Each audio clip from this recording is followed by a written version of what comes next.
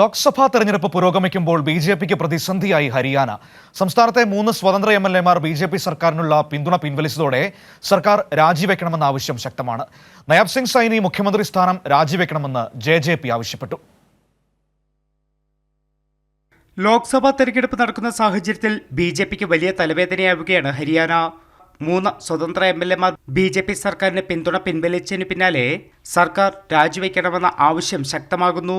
സ്വതന്ത്ര എം.എൽ.എമാർ പിന്തുണച്ചതോടെ കോൺഗ്രസിനെ പിന്തുണയ്ക്കുന്ന എം.എൽ.എമാരുടെ എണ്ണം 34ആയി. ലോക്സഭാ തെരഞ്ഞെടുപ്പ് ഫലപ്രഖ്യാപനത്തിന് മുമ്പ് തരംഗം വ്യക്തമായെന്ന് കോൺഗ്രസ് എക്സിൽ കുറിച്ചിരുന്നു. സ്വതന്ത്ര എം.എൽ.എമാർ പിന്തുണ പിൻവലിച്ചതോടെ ഭൂരിപക്ഷം കുറഞ്ഞെന്നും ബി.ജെ.പി സർക്കാരിന് അധികാരത്തിൽ തുടരാൻ അർഹതയില്ലെന്നും കോൺഗ്രസ് ആരോപിച്ചു.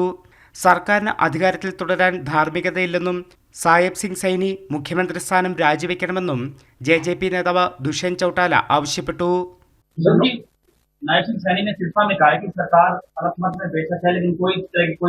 चलो मुख्यमंत्री ये तो मान गए कि आज वो कमजोर हो चुके और ये कमजोरी मानने वाला मुख्यमंत्री मुझे लगता है नैतिक आधार पर प्रदेश का नेतृत्व करने लायक नहीं.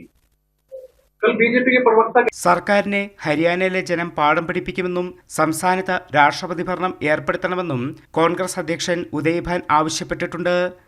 കൈരളി ന്യൂസ്, ദില്ലി.